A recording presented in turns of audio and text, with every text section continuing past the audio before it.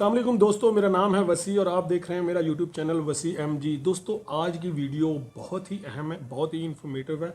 आज मैं आपको एक ऐसे मुल्क के बारे में बताने जा रहा हूं जो कि साउथ अमेरिका में वाक़ है। इस मुल्क में जाके आप 2 से 3 साल के अरसे के दरमियान नेशनैलिटी हासिल कर सकते हैं, पासपोर्ट हासिल कर सकते हैं। इसके अलावा इस मुल्क में जाके आपको और क्या क्या बेनिफिट्स हो सकते हैं, ये मुल्क कितना सस्ता है, कितना महंगा है, एक एक चीज़ मैं आपको बताऊंगा। और ये भी बताऊंगा कि वहाँ जाके आपने जॉब कैसे हासिल करनी है। आपने वीडियो के आखिर तक रहना है और हर बात जो मैं आपको बताऊंगा वो मैं स्क्रीन पे ले जाके सबूत के साथ दिखाऊंगा। ऐसी कोई वीडियो मैं नहीं बनाऊंगा। मेरी कोशिश होती है कि वीडियो वही हो जो कि सबूत के साथ आपको मैं इंफॉर्मेशन दूँ। वो लोग जो कि पढ़े लिखे नहीं हैं या वो लोग जो बहुत ही हाईली क्वालिफाइड हैं, प्रोफेशनल हैं, उन सब के लिए ये वीडियो बहुत ही बेहतरीन होने वाली है। इस मुल्क का सबसे अहम पॉइंट ये है कि ये दुनिया का सस्ता तरीन मुल्क है। दोस्तों, वीडियो को शुरू करने से पहले चैनल को सब्सक्राइब कर लीजिएगा और इस वीडियो को लाइक ज़रूर कीजिएगा। कोई भी सवाल आपका आता है, आपको कोई बात समझ में नहीं आती है, आप कमेंट में ज़रूर पूछिए, मैं हर कमेंट का जवाब देने की कोशिश करूँगा।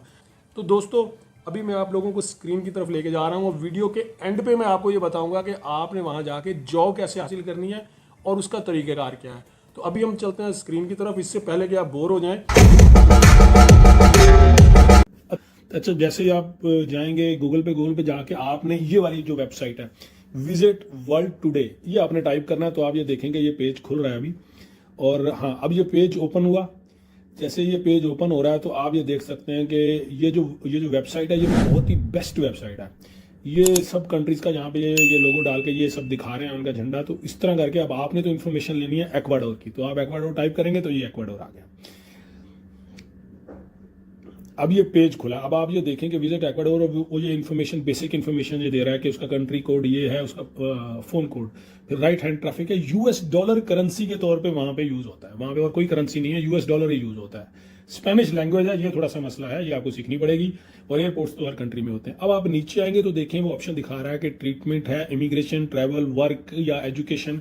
आपको यानी कि इन सब जो कैटेगरीज की वो इंफॉर्मेशन देगा। आपने इन आर्टिकल्स को गौर से पढ़ना है ताकि कोई भी मिस्टेक ना हो। आप लोग पढ़ते नहीं है, बस जल्दी से आगे निकल जाते हैं। और अगर इंग्लिश नहीं भी आती तो आप कॉपी करें और गूगल ट्रांसलेट में जाके टाइप कर दें, पेस्ट कर दें और वहां से इसको पढ़ लें। अच्छा, इमिग्रेशन पे क्लिक किया हमने तो ये नेक्स्ट पेज आ गया। अब नेक्स्ट पेज आ गया, इस पे वो इमिग्रेशन के बारे में और वहाँ के कंट्री के बारे में पूरा तारुफ एक दे रहा है कि वहाँ पे कितना महंगा है, कितना सस्ता है। आप वेस्टर्न कंट्रीज जो दूसरे हैं यूरोप के, उससे अगर कंपेयर करेंगे तो कितना फर्क है, कितनी यानी महंगाई है। तो इस वेबसाइट की खूबसूरत बात यह है कि आपको हर कंट्री का प्रोज एंड कॉन्स दिखाती है आपको कि क्या नेगेटिव है, क्या पॉजिटिव है। आप उस कंट्री की लाइफ क्या है, उसका एवरेज लिविंग कॉस्ट कितना है। तो जैसे अभी मैंने ये एवरेज लिविंग कॉस्ट पे क्लिक किया तो आप ये देख सकते हो वो पूरी कैलकुलेशन दे रहा है कि एक बेडरूम का जो रेंट है ना, रेंट 1 बेडरूम अपार्टमेंट का 300 से $600 है, सिटी सेंटर के बीच में बता रहा है। फिर इसी तरह आगे यूटिलिटी बता रहा है, वो फिर ग्रोसरी बता रहा है $250 तक की है। फिर इस तरह करके वो अगर आप बाहर खाना जाते हैं अगर आप बाहर खाना खाने जाते हैं तो $5 से $15 है। इसी तरह करके फिर पर राइड ट्रांसपोर्टेशन बता रहा है, इंटरनेट का बिल भी बता, एक एक चीज़ वो आपको बता रहा है। तो आप अंदाजा कर सकते हैं कि आपको मंथली 1000 के करीब तो आपका खर्चा है। तो ये विद फैमिली बता रहा है वो। तो इस तरह करके तो आप इसको ये ना समझिएगा कि ये अकेले बंदे का है, ये विद फैमिली बता रहा है कि जिस फैमिली में 3 या 4 लोग हैं ये उनका एस्टीमेट दे रहा है वो। तो इसी तरह जैसे मैंने पहले बताया कि वो नेगेटिव और पॉजिटिव दोनों साइड दिखा रहा है, तो उसका पूरा आर्टिकल है वो भी आपने पढ़ना है। आगे भी ये दोनों जो आर्टिकल्स हैं ये आपने पढ़ लेने हैं। इसके बाद आप ये देख लें, वर्क पे आप क्लिक कर लें और वो पढ़ के उसका भी आपने पूरा आर्टिकल पढ़ लेना है। अब अहम पॉइंट ये है जो मैं अब बताने लगा हूं कि आपने इस स्पेस में जाके पाकिस्तान सिटीजनशिप या इंडियन सिटीजनशिप या आप जिस कंट्री से हैं आपने सिर्फ वो लिखना है ताकि आपको वो इंफॉर्मेशन दे सके कि आप आपके मुल्क को, आपके जो सिटीजन्स हैं वो किस तरह हमारे मुल्क में आ सकते हैं और किस तरह सिटीजनशिप अप्लाई कर सकते हैं। तो मैंने पाकिस्तान टाइप किया क्योंकि मैं पाकिस्तान से हूँ। अब इंडिया वाले दोस्त नाराज नहीं हो जाएगा कि हमारा टाइप नहीं किया। एनीवे, तो आप इन्फॉर्मेशन ले लीजिए, बाद में आप अपना टाइप कर लीजिएगा। अच्छा, जैसे ही मैंने ये टाइप किया तो आपके सामने ये आप देखें कि पूरा एक पेज खुल गया कंप्लीट इन्फॉर्मेशन के साथ। उसमें वो पहला ऑप्शन दिखा रहा है टेम्परेरी रेजिडेंट वीजा, दूसरा परमानेंट रेजिडेंट वीजा।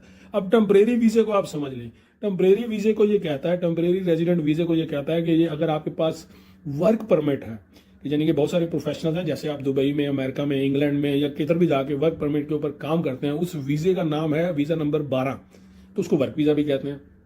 तो अगर आपके पास वो वीज़ा है, आप वहाँ पे जॉब कर रहे हैं, आपकी जॉब वहाँ पे मिल गई है, क्योंकि बहुत सारे लोग विजिट पे जाते हैं। ये देखिए पूरी कैटेगरीज लिखी हुई हैं। अगर आपके पास प्रोफेशनल कोई डिग्री है और प्रोफेशनल जॉब आप वहाँ पे कर रहे हैं और वो अप्लाई करना चाहते हैं प्रोफेशनल वीज़े के लिए, तो आप 450 उसकी फीस है, आप वो अप्लाई कर सकते हैं। इसी तरह करके हर वीज़े की डिफरेंट फीस है। इसी तरह वो एक वॉलंटियर वीज़ा है, उसकी $80 फीस है।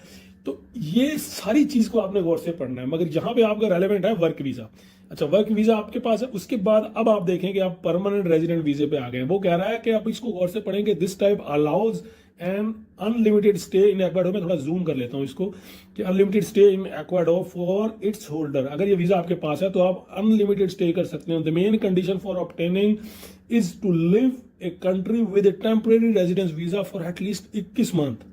ठीक है, तो इसी तरह आगे परमानेंट रेजिडेंट, वो बोल रहा है कि अगर आप परमानेंट रेजिडेंट हो गए हैं, आपको वहाँ का ग्रीन कार्ड या ऐसा कुछ मिल गया रेजिडेंट कार्ड, तो आप जो है ना फिर 6 महीने भी बाहर रह सकते हैं। और अगर आपको 2 साल से ऊपर हो गया परमानेंट रेजिडेंट हुए को, तो फिर आप जो है ना 2 साल भी रह सकते हैं, 5 साल भी रह सकते हैं। अच्छा, ये फैमिली वीजे का सारा प्रोसेस है, ये भी सारा पता है। अब सिटीजनशिप की बात कर रहा है, जो सबसे अहम पॉइंट है। अब आप इस चीज को गौर से पढ़ें सबसे पहले को, कि अगर आपके पास वर्क वीजा है तो आप एक्वाडोरियन सिटीजनशिप के लिए अप्लाई कर सकते हैं। अब आपके पास वर्क वीज़ा दुबई में भी होता है, वर्क वीज़ा आपके पास कतर में भी होता है, सऊदी अरब में भी होता है, बहुत से मुल्कों में होता है, मगर आप सिटीजनशिप के लिए अप्लाई नहीं कर सकते, चाहे आप 20 साल वहाँ गुजार दें, 15 साल गुजार दें।